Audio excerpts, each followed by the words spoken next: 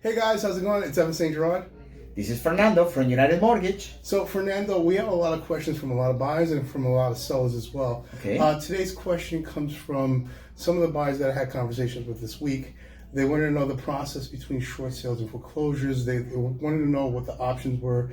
Should they buy one of those instead of buying a regular sale house?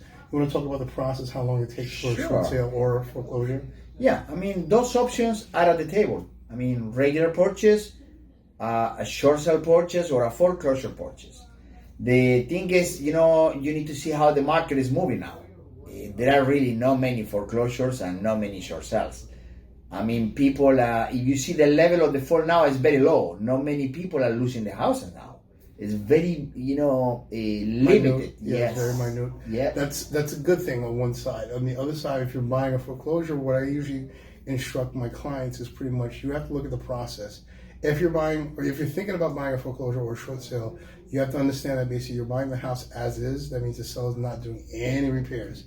And depending on the bank you're working with, you can back me up on this. Of course. Sometimes the banks basically, they want to make sure that you have running water, heat, electricity. You have to have power in the house. If it's not any of those things, they don't really give mortgages. Eventually, you want to do to a conventional really finance. Even no income verification finance, the lenders are requesting that the house has to be in livable condition. Understand? Livable. That's livable, yeah. It's not really new, livable, but utilities must be on, you understand? It have to be free of leaks, the windows have to work, like a regular house, not brand new, but in livable condition. Usually a foreclosure, a short sale, don't meet those criteria because, those houses are abandoned or people left the houses. And of course, if the seller is losing the house, is nothing, maintenance or repair done on the property. Now, there's a problem to get the finance. Unless you get the finance through a rehab loan, where you can put those repairs into the loan, then we can close as is conditions, and then after you close, with the construction guy, with the rehab loan, you can put the property in average condition.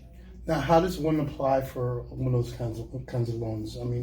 It's not every Tom, Dick, and Harry can just apply for that. You have to have certain qualities. Yeah, this is the way that works. You can do it through a government loan, or you can do it through a conventional loan to Fannie or Freddie. There are different programs in the rehab loans. Always you need a licensed constructor guy with an insurance, of course, and working compensation. Because remember that the guy has to be licensed in the town that you are buying the property. Let's say it's in Queens, the guy has to be licensed in Queens.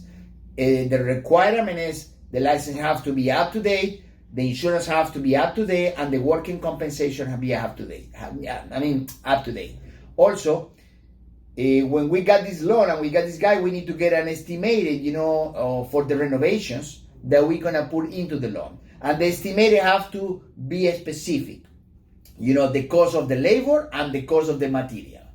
And whatever, you got on that estimated have to be added to the purchase price, and then, you can finance, the repairs into the transaction.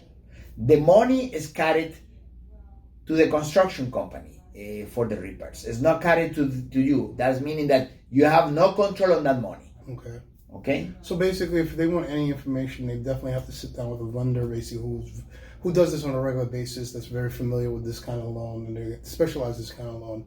And most likely, if you're, whoever you're dealing with, whether it's the realtor or the attorney, not the attorney, I'm sorry, with the, all the professionals that you're working with, whether it's the attorney, the loan officer, the realtor, AC, all those people will guide you through the process.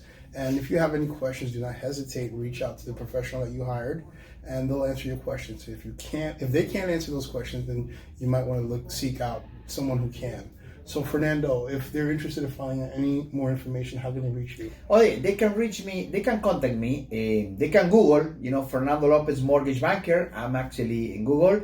Or you can reach him on my cell number. My cell number is 917-418-9402, and I work for United Mortgage in New York. And I'm Evan Saint-Gerard, your local realtor, your family's favorite realtor. I had to say favorite twice. But anyway, if you have any questions, do not hesitate. That's what we're here for. We like to put content out there for people. So just in case they have questions, these videos are here to help answer. And also, if they have more questions, we're always available to answer more. Always remember, all the options are at the table. It's depend the scenario and your position and your situation is the problem that that we need to look that is gonna fit for your finance. Awesome. Thanks for watching, and don't forget to like, share, and subscribe, and tell all your friends. Have a good one. You take care, guys. Bye.